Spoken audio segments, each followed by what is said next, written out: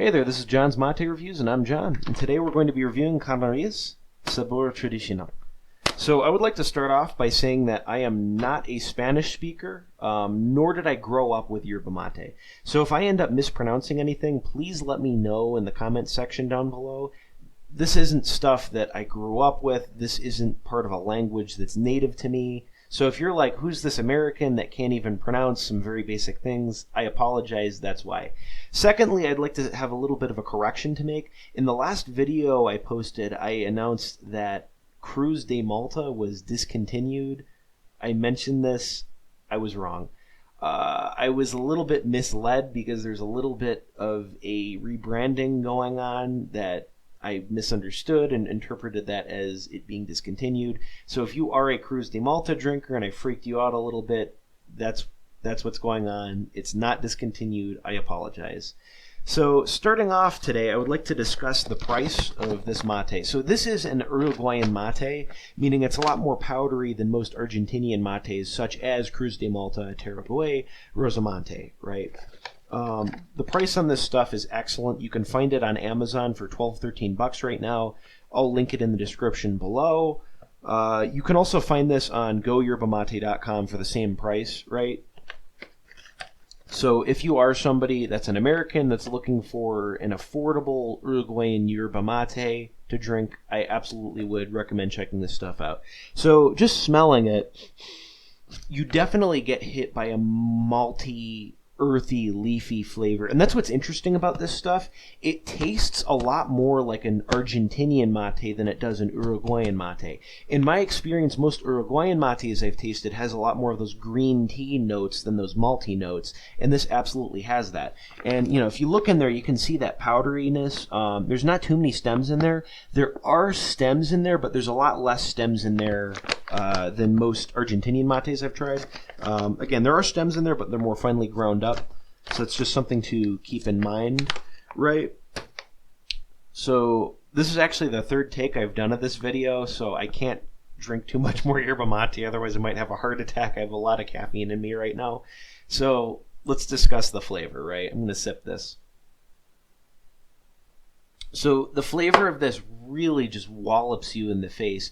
It is a very strong tasting Argentinian malty flavor.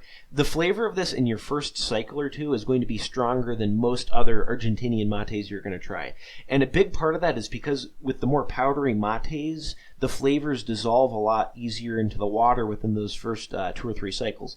But one thing to keep in mind with that is on the flip side, that means that you're going to get many less cycles out of your mate than if you just had an Argentinian mate where that flavor is going to kind of be distributed across the whole day. So if you're somebody that wakes up in the morning, you just want to have 2 or 3 cycles of mate with breakfast, really have that caffeine hit you, then be out the door, I absolutely would recommend looking into this. In fact, this would be an excellent daily driver if you're somebody who's a fan of that malty Argentinian flavor, but you want to get more of your mate in a few cycles.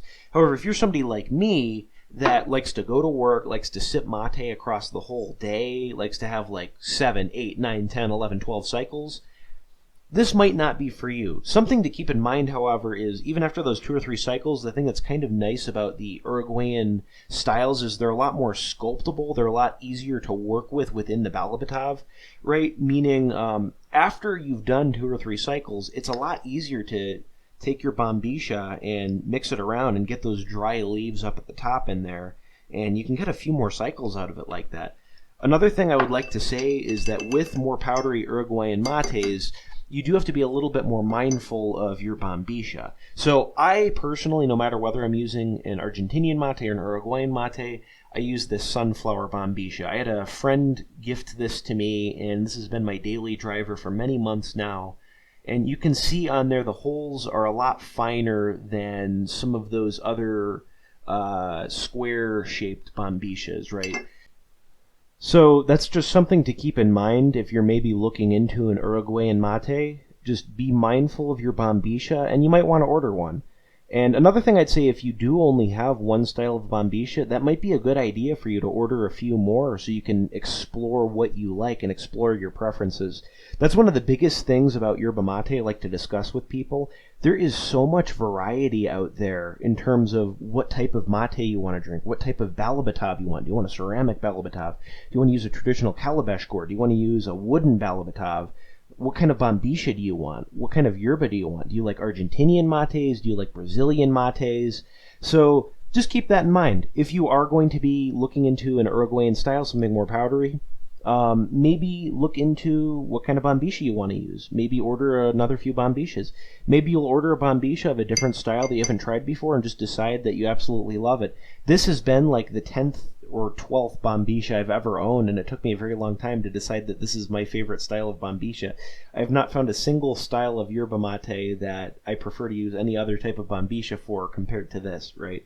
So overall, I would say that this is a must try. If you are somebody that is just starting out with yerba mate and you might want to order 2 or 3 different bags of types of yerba mate to try out to explore your preferences, I absolutely would recommend giving this stuff a shot. The price is phenomenal. It's extremely available, especially if you're an American. You can get it on Amazon for very cheap.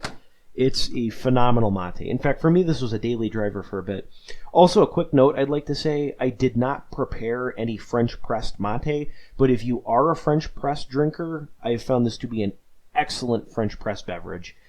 I prepared French pressed mate for a lot of my friends that had never tried yerba mate before, and they really enjoyed it. We'd put oat milk in there, we'd put a little bit of artificial sweetener in there, and it was like they had never explored that flavor before.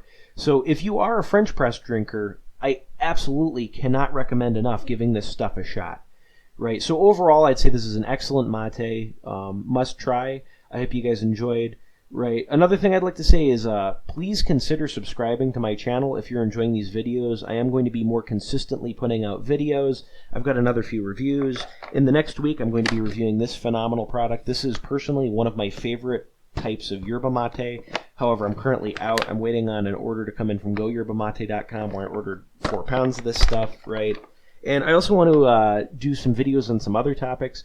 I found some scientific literature out there on the weight loss or the alleged weight loss properties on yerba mate, so I definitely would like to be putting that up. That's something I got a little bit further down in the pipeline. Also, if you enjoyed the video, please consider dropping a like. It helps a lot with the algorithm. And again, if there's anything that I mispronounced in this video, please let me know in the comments section down below. I would super appreciate it.